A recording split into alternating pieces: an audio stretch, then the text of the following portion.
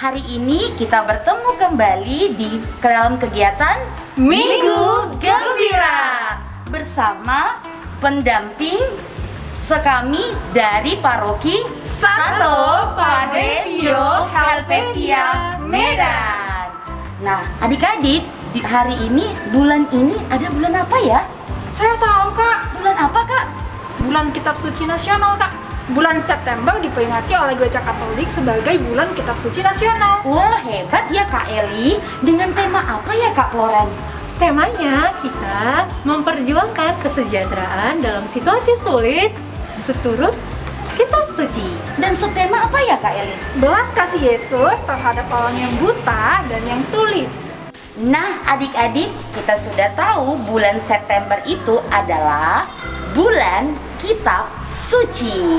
Nah, adik-adik yang di rumah, mari kita bangkit berdiri untuk memuji dan memuliakan Tuhan dengan bernyanyi dan berdoa.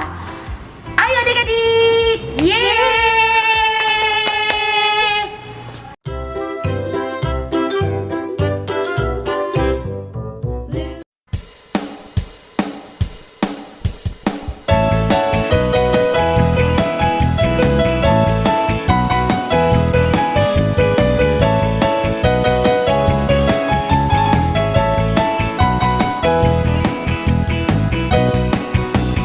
Hai temanku, apa kabarmu?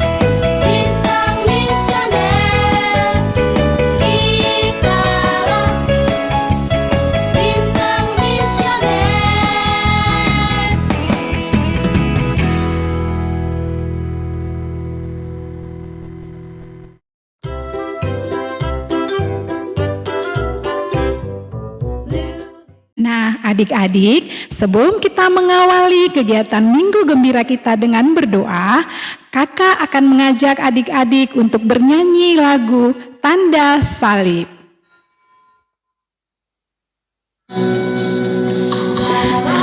Nama Bapa dan Putra dan Roh Kudus, itulah penanda iman kita.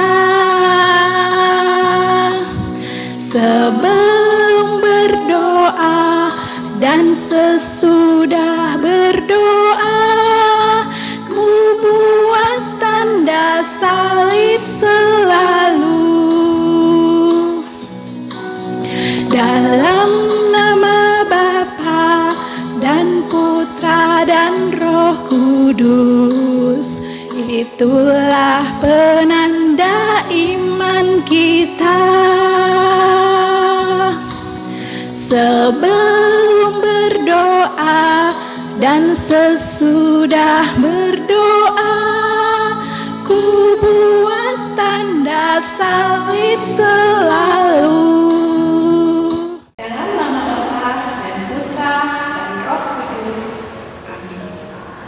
Ya Allah Bapa yang berbelas kasih, kami berterima kasih karena Engkau telah menghantar kami ke tempat ini dalam keadaan sehat walafiat. Ya Bapa, kami berkumpul di sini untuk memulai ibadat kami dalam pembukaan bulan Kitab Suci Nasional.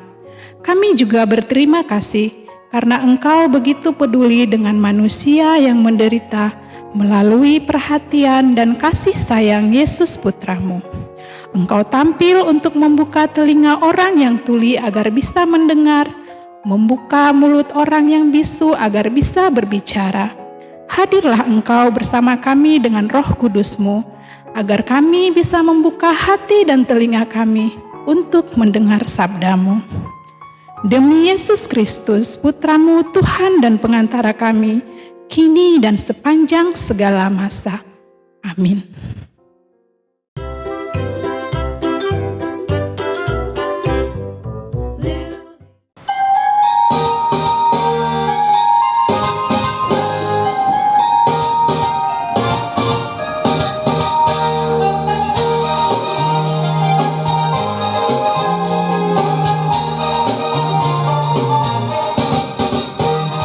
Baca kitab suci, doa tiap hari, doa tiap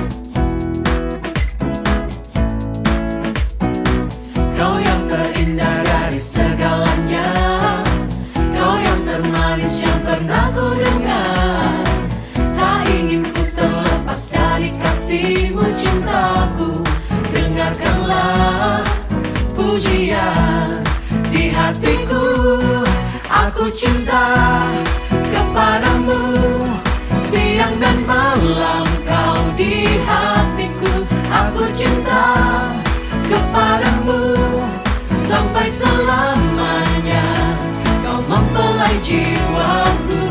Aku cinta kepadamu, kau mempelai jiwaku. Aku cinta kepadamu, kau mempelai jiwaku.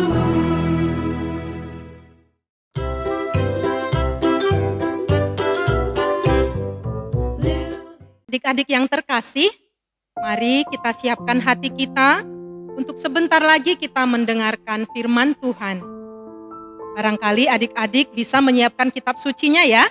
Mari kita siapkan bersama bacaan untuk hari ini dari Injil Markus bab 7 ayat 31 sampai 37. Suster ulangi sekali lagi ya. Bacaan kita dari Injil Markus bab 7 ayat 31 sampai 37. Inilah Injil Yesus Kristus menurut Markus. Dimuliakanlah Tuhan. Kemudian Yesus meninggalkan pula daerah Tirus dan dengan melalui Sidon pergi ke Danau Galilea, di tengah-tengah daerah Dekapolis. Di situ orang membawa kepadanya seorang yang tuli dan yang gagap dan memohon kepadanya supaya ia meletakkan tangannya atas orang itu. Dan sesudah Yesus memisahkan dia dari orang banyak, sehingga mereka sendirian, ia memasukkan jarinya ke telinga orang itu, lalu ia meludah dan meraba lidah orang itu. Kemudian sambil menengadah ke langit, Yesus menarik nafas dan berkata kepadanya, "Efata," artinya terbukalah. Maka terbukalah telinga orang itu, dan seketika itu terlepas pulalah pengikat lidahnya, lalu ia berkata-kata dengan baik. Yesus berpesan kepada orang-orang yang ada di situ, supaya jangan menceritakannya kepada siapapun juga. Tetapi makin dilarangnya mereka, makin luas mereka memberitakannya. Mereka takjub dan tercengang dan berkata, "Ia menjadikan segala-galanya baik. Yang tuli dijadikannya mendengar, yang bisu dijadikannya berkata-kata." Demikianlah Injil Tuhan. Terpujilah Kristus.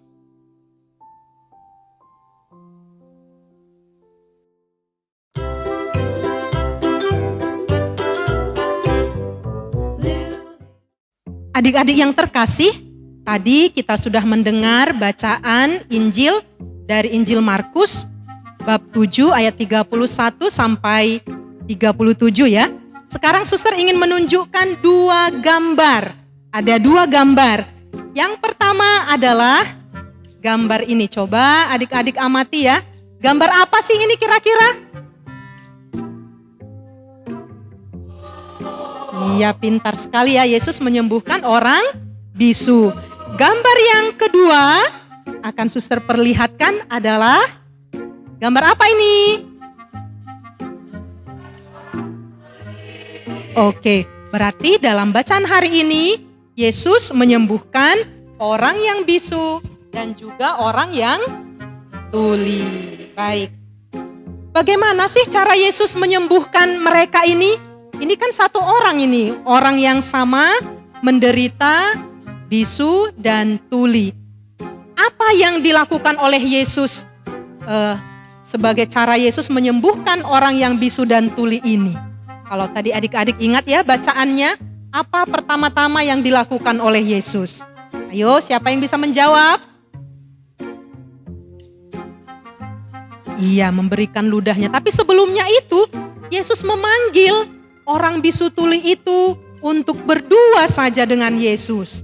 Jadi kan ini orang banyak sekali, Tetapi Yesus memanggil orang bisu tuli itu untuk berdua. Supaya apa?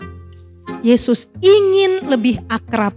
Yesus ingin berkomunikasi secara pribadi kepada orang yang bisu dan tuli. Nah, setelah itu tadi ya sudah ada yang menjawab ya. Yesus kemudian meludah, menjamah mulut orang itu, lidah orang itu, lalu mengangkat tangan dan berkata, "Efata," yang artinya terbukalah. Maka saat itu juga pendengaran orang itu, telinganya itu terbuka. Dan lidahnya yang selama ini bisu, gagap, tidak bisa berbicara, akhirnya dia mengalami kesembuhan dan dapat berkata-kata dengan baik. Adik-adik yang terkasih, memang dalam bacaan tadi dikisahkan ada orang bisu dan ada orang yang tuli. Namun, Injil ini juga sebenarnya mengatakan tentang kita semua. Barangkali kita ya adik-adik lahir dengan sehat, lahir dengan normal, tidak menderita tunarungu, tidak tuli, tidak bisu. Namun, dalam banyak hal, kita sendiri pun punya ketulian dan kegagapan atau kebisuan. Dalam hal apa? Misalnya, "Suster, aku nggak bisu kok, aku nggak tuli kok." Benar secara fisik. Tetapi dalam banyak hal barangkali ya, adik-adik, suster sering mendengar loh keluhan orang tua kita. Katanya kalau dipanggil misalnya si Rini mau dipanggil, "Rini, tolong bantu mama nak." Lalu Rini ini hanya asik main game, asik dengan HP. Padahal kan dia tidak tuli. Dia mendengar apa kata maminya, apa kata ibunya, tetapi tidak menjawab. Pura-pura tidak mendengar. Karena apa tadi? Asik main game, asik dengan HP. Seperti itulah zaman sekarang. Ya, adik-adik semua kelas online, daring, hampir setiap hari dengan HP. Kadang-kadang mungkin bukan belajar ya. Jangan-jangan pas belajar juga sudah nonton, sudah main game, tapi mungkin Zoom-nya kameranya di-off-kan, di-mute-kan, jadi gurunya tidak tahu apa yang dia perbuat. Nah, banyak di antara kita ya adik-adik, bahkan orang tua, orang zaman sekarang menjadi tuli karena asik dengan diri sendiri, asik dengan gadgetnya. Loh, yang bisu itu seperti apa, suster? Anak-anak yang bisu itu seperti apa ya? Kalaupun lidahnya normal, dia lahir normal, bisa berbicara, tetapi sering juga menjadi bisu. Bisu dalam hal apa ya? Bisu dalam hal mengatakan hal-hal yang baik. Bisu dalam hal-hal menyampaikan sabda Tuhan. Misalnya apa? Bukan harus berkhotbah, bukan harus menyampaikan isi kitab suci. Kalau ada yang bisa, tentu itu anak jempol. Tetapi apa? Banyak hal yang baik yang bisa kita ungkapkan. Misalnya apa? Memuji teman. "Wow, kamu pintar ya, kamu bagus ya." Tapi banyak sekali ketika kita melihat teman-teman kita baik, teman-teman kita berhasil, teman-teman kita hebat, kita tutup mulut, tidak mengatakan pujian, bahkan mungkin menggosip, ya kan? Mungkin kita bahkan mengatakan hal-hal yang negatif yang bisa memfitnah orang ini. Nah, itulah adik-adik yang terkasih. Apa sih yang diajarkan oleh Yesus untuk kita hari ini? Mari datang kepada Yesus. Yesus membawa orang tadi secara pribadi supaya Yesus dekat dengan orang itu. Kita pun punya penyakit tadi ya.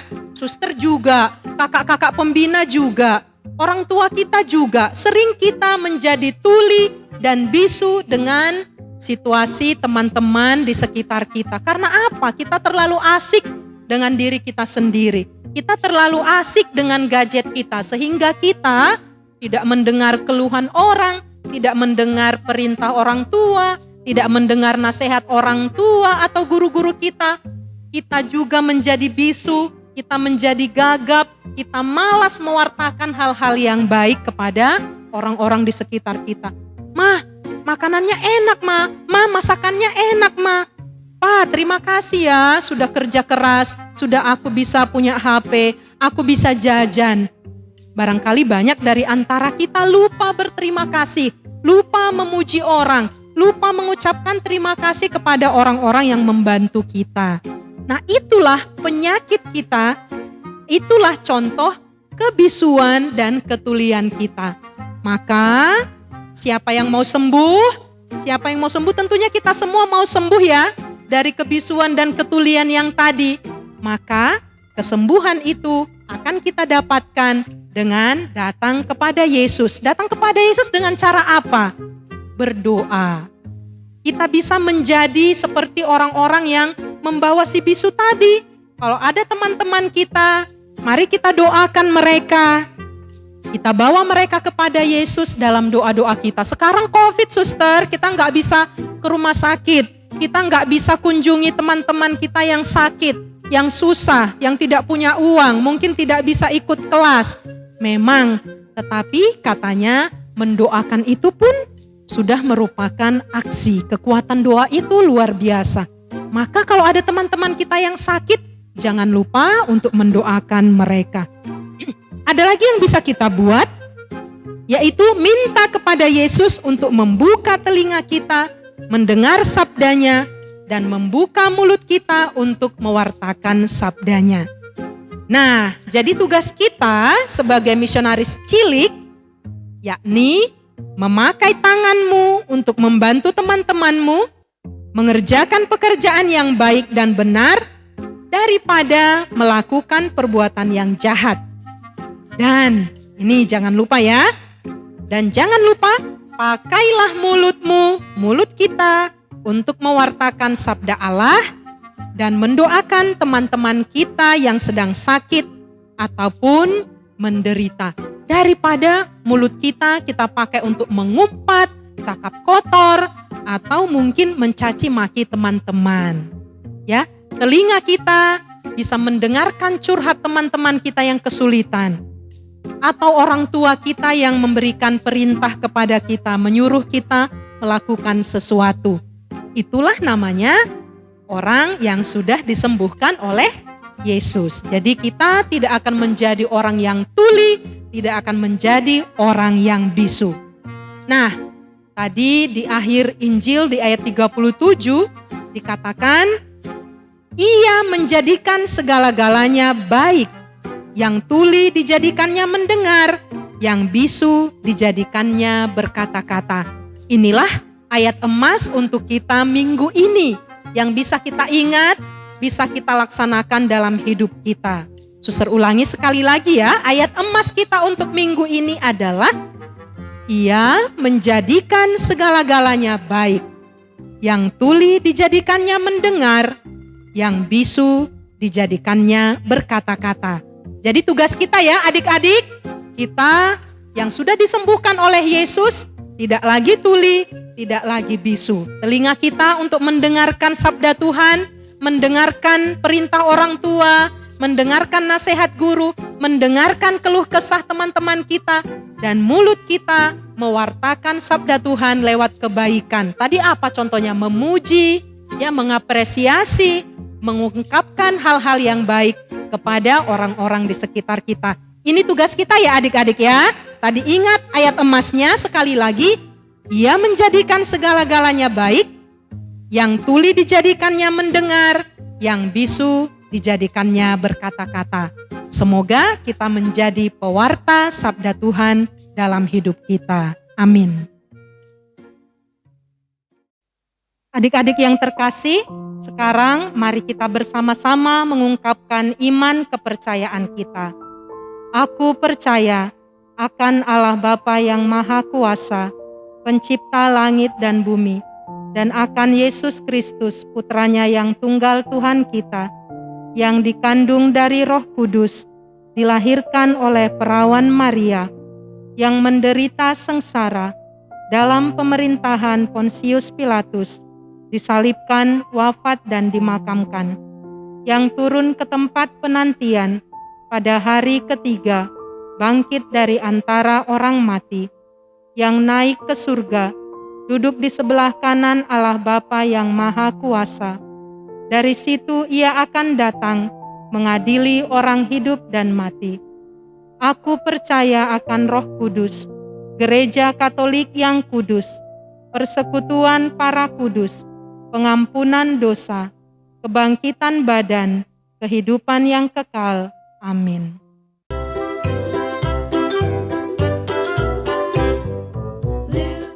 Adik-adik yang terkasih, marilah kita memanjatkan doa permohonan kita kepada Bapa di surga. Bagi pemimpin negara, ya Bapa, dampingilah para pemimpin bangsa kami, agar mereka bijaksana dalam memperhatikan dan melayani orang-orang yang menderita, sakit, dan berkekurangan. Jauhkanlah diri mereka dari usaha untuk memperkaya diri. Kami mohon, kabulkanlah doa kami ya Tuhan. Bagi para pendamping gereja, ya Bapa, dampingilah Bapak Paus, para uskup, dan para imam, agar mereka setia dalam menjalankan tugas kegembalaan umat. Semoga mereka lebih peka untuk melihat situasi penderitaan yang dialami oleh umat, baik karena COVID-19 maupun persoalan-persoalan hidup lainnya. Kami mohon, kabulkanlah doa kami ya Tuhan. Bagi seluruh umat Katolik, ya Bapa, dampingilah umat Katolik di mana saja berada. Gerakanlah hati, budi, dan kehendak mereka untuk membuka diri, mendengarkan dan merenungkan sabda-Mu sepanjang bulan Kitab Suci Nasional tahun 2021 ini. Kami mohon, kabulkanlah doa kami ya Tuhan. Bagi para pendamping sekami, ya Bapa yang Maha Kasih, dampingilah para pendamping sekami dengan kuasa Roh-Mu, agar mereka setia melaksanakan tugas pendampingan iman anak dan remaja dengan baik dan benar. Kami mohon, Doa kami ya Tuhan.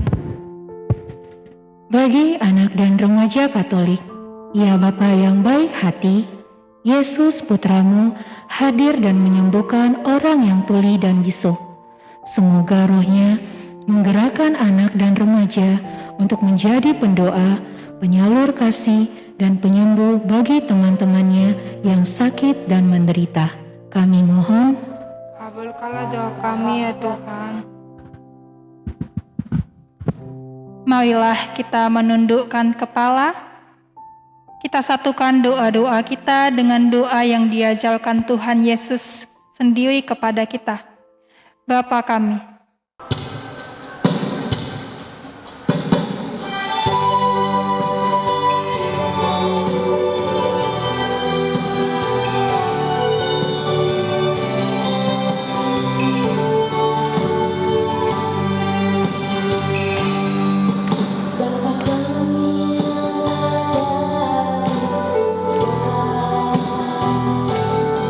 Muliakan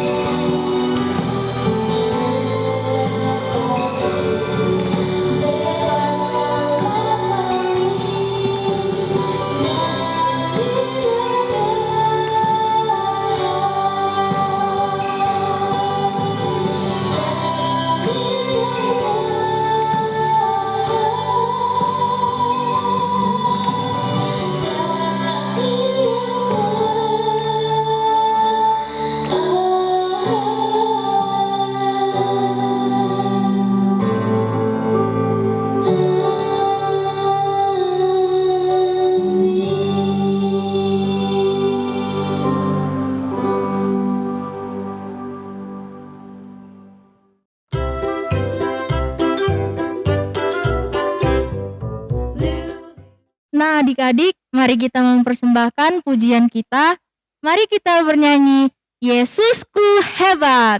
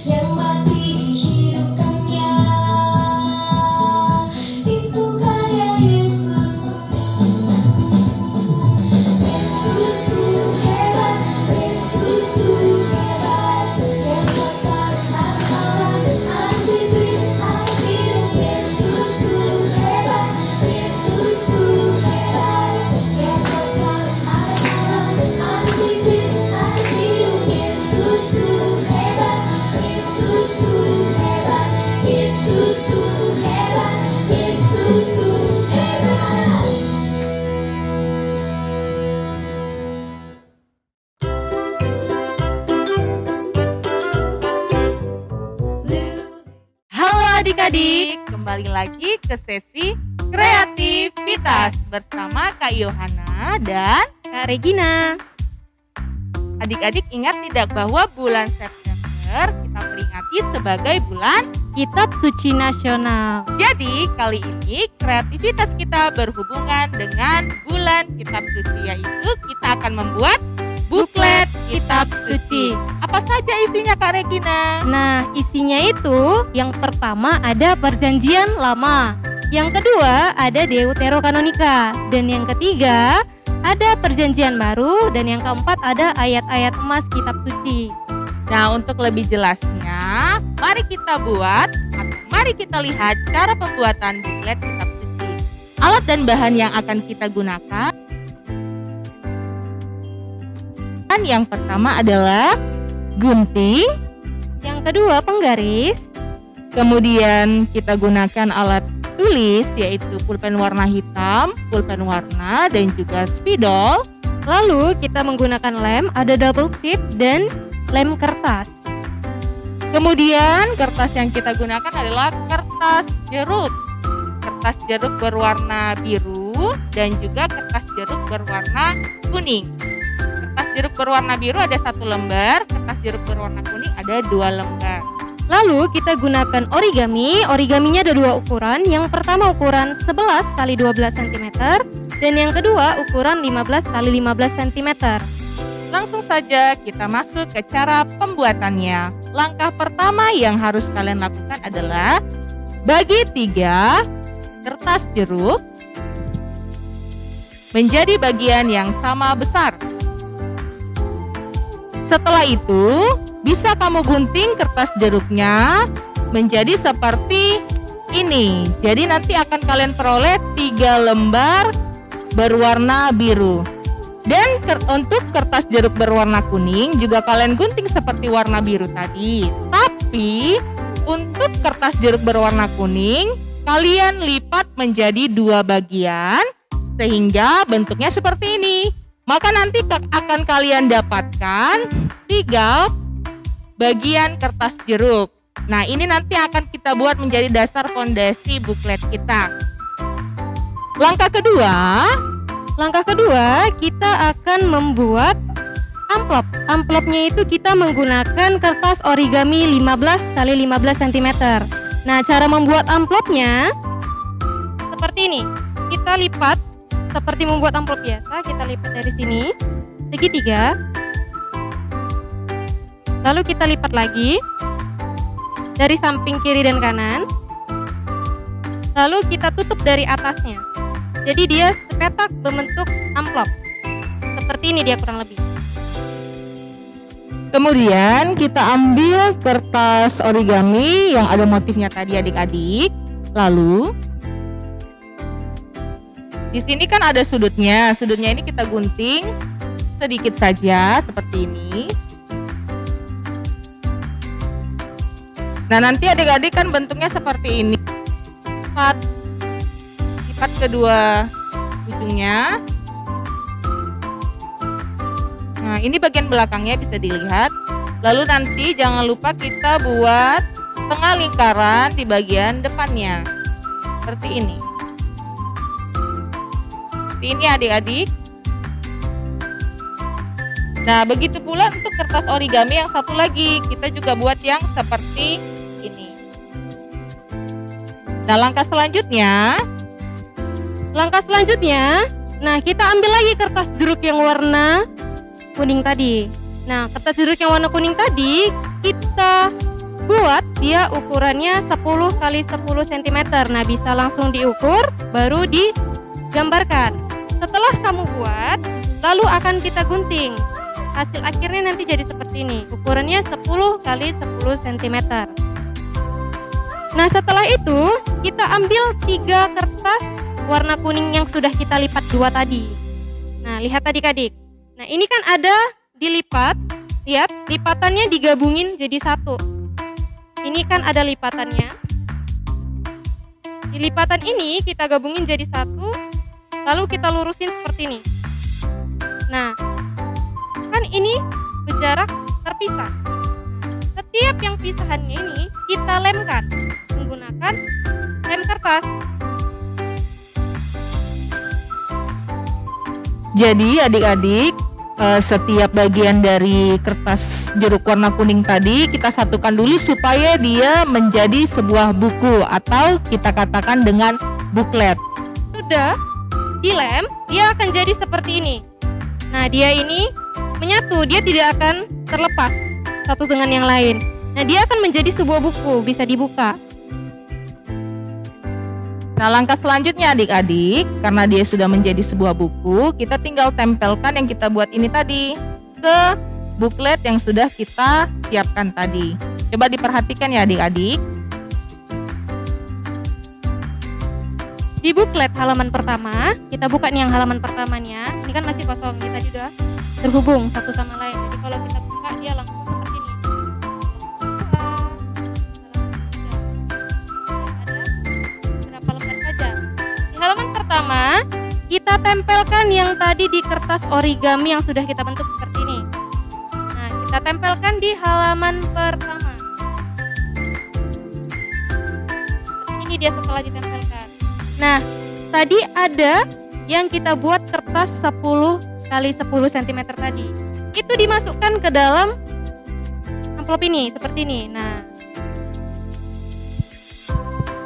jadi isinya adik-adik, di kertas yang 10 x 10 cm itu ada perjanjian lama. Nah, perjanjian lama itu apa-apa saja. Nah, adik-adik tuliskanlah di kertas yang sudah kita siapkan tadi. Ada kejadian, keluaran, imamat, dan selanjutnya. Kemudian di halaman kedua, adik-adik bisa membuatnya dari kertas jeruk berwarna biru. Cara membuatnya seperti ini adik-adik. Kita bagi dua dulu kertas jeruk warna biru. Lalu kita bagi dua lagi sebelah kanan. Kemudian kita bagi dua lagi sebelah kiri. Nah, supaya dia bisa menyerupai sebuah pintu, maka kita buat garis lengkung di bagian atasnya.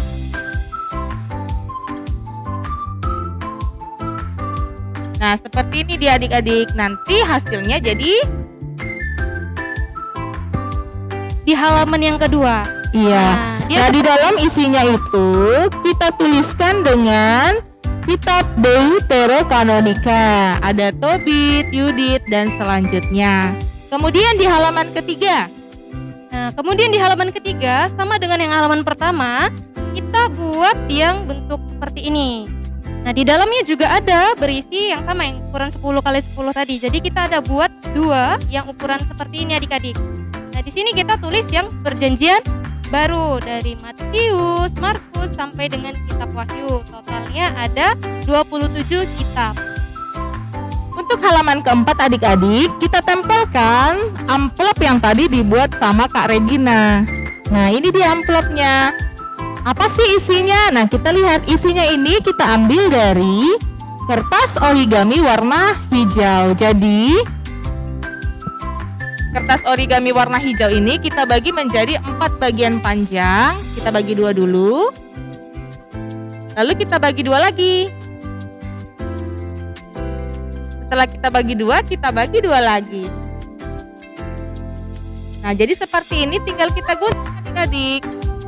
Gunting sebelah sini. Lalu ini kita juga gunting lagi.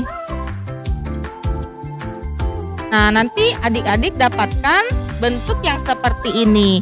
Nah, ini kita bagi 2. Nah, tinggal kita tempelkan dengan double tip di bagian belakangnya. Seperti ini adik-adik. Kita tempelkan. Nah, hasilnya seperti yang dipegang Kak Regina, seperti ini. Kemudian nanti adik-adik akan dapatkan beberapa bagian berwarna hijau kertasnya. Nanti adik-adik masukkan ke dalam amplop ini. Nah, untuk saat ini, untuk kali ini, ayat emas kita adalah Matius 7 ayat 37. Jadi adik-adik buatnya seperti ini. Dituliskan ayatnya di sini, lalu isi ayatnya boleh tulis di dalamnya. Nah, untuk setiap minggu kan adik-adik mendapatkan banyak ayat emas. Jadi boleh nanti adik-adik ambil lagi dari amplop warna hitam, tempelkan lagi di bawahnya. Maka jadilah buklet yang akan adik-adik miliki. Untuk keterangannya akan dijelaskan oleh Kak Regina. Nah, adik-adik, nah kita kan sudah menjelaskan cara membuatnya. Jadi adik-adik, kegunaannya apa sih buklet ini? Nah, bisa kita lihat di buklet yang di halaman pertama, dia menjelaskan tentang isi perjanjian lama. Kitab-kitab apa saja yang ada di dalam perjanjian lama. Kitab perjanjian lama ada 39 kitab, dimulai dari Kejadian sampai dengan Maleaki. Lalu di halaman kedua, sesuai dengan kita agama Katolik, kita ada kitab Deuterokanonika, dimulai dari Tobit, Yudit sampai dengan kitab Makabe yang kedua. Nah, di halaman yang ketiga, kita juga tahu bahwasannya di Alkitab itu ada perjanjian baru. Perjanjian barunya itu ada 27 kitab, dimulai dari Matius sampai dengan kitab Wahyu. Nah, di halaman berikutnya, kita ada amplop yang berisikan kertas-kertas yang bisa kita gunakan untuk menuliskan ayat-ayat emas di setiap minggunya. Jadi adik-adik, setiap minggu kamu menonton Kreasi Minggu Gembira ini, kamu bisa menuliskan ayat-ayat emas yang kamu dapat di sini. Setelah kamu dapatkan, kamu tulis di luarnya seperti ini. Misalnya ayat emas di minggu depan itu Matius 5 ayat 7. Nah, kamu tulis di sini Matius 5 ayat 7. Lalu di dalamnya kamu tuliskanlah ayatnya. Seperti itu. Jika ini sudah habis, kamu bisa lagi membuat ini lalu tempelkan kembali di belakangnya. Oke adik-adik, itu tadi kreasi dari Minggu Gembira kali ini, yaitu buklet Kitab Suci. Sampai berjumpa, dadah.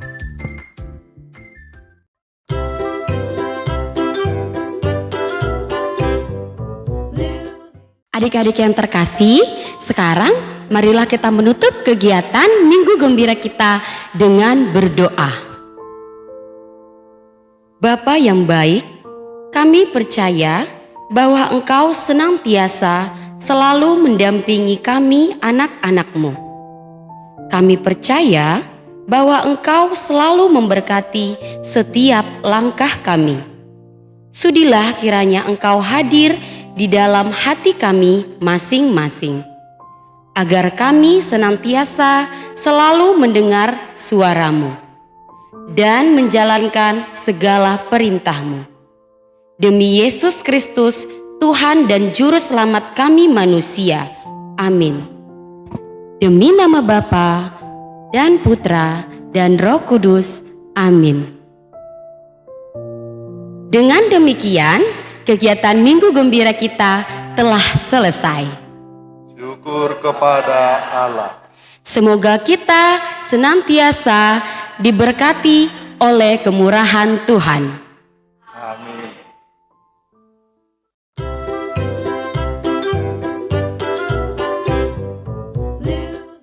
Adik-adik yang terkasih, tadi kita kan sudah mendengarkan Injil. Nah, apa sih yang mau kita buat sebagai misi kita untuk minggu ini atau untuk seterusnya? Di sini ada kakak-kakak kita nih, kita mau tanya mereka apa niat-niat mereka untuk dilaksanakan berdasarkan Injil yang dibacakan tadi ya. Siapa duluan ya Kak yang akan menjawab? Oke, Kakak, apa niat yang mau disampaikan ke adik-adik kita? Niat saya, Suster, akan menyisihkan uang jajan saya 2.000 per hari. Jadi uang jajannya nanti setelah terkumpul, saya kasih sama teman-teman yang kesulitan dalam makanan. Seperti itu, Suster. Wow, hebat ya, hebat untuk kakak kita.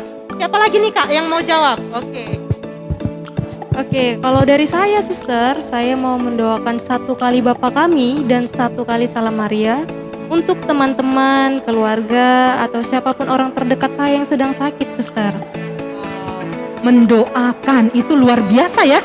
Mendoakan 1 kali Bapa Kami dan 1 kali Salam Maria untuk yang sakit. Ayo kakak, dari kakak apa ya? Saya Suster, kalau saya kan Suster selama bulan kitab suci ini saya meniatkan untuk membaca 1 ayat kitab suci per hari, Suster. Wow, niat yang sangat baik ya. Ada 3 berarti ya. Ada 3, bahkan lebih banyak lagi adik-adik punya cara masing-masing. Yang pertama tadi, menyisihkan uang jajan 2.000 rupiah per hari dikumpulkan, bisa membantu untuk membeli makanan untuk saudara-saudara kita yang mungkin kesulitan makan. Yang kedua tadi yang kakak ini bilang kan, mendoakan 1 kali Bapa Kami, 1 kali doa Salam Maria untuk orang-orang sakit. Dan yang ketiga tadi kakak ini mengatakan membaca 1 ayat dari ayat kitab suci setiap hari, karena bulan ini adalah bulan kitab suci nasional. Itulah perutusan misioner kita. Ditambah lagi ya adik-adik, tetap menjaga kesehatan, tetap melaksanakan protokol, karena kita bertanggung jawab untuk menghindari penyebaran virus COVID-19. Jadi itu misi kita. Semoga kita bisa melaksanakannya dalam hidup kita setiap hari.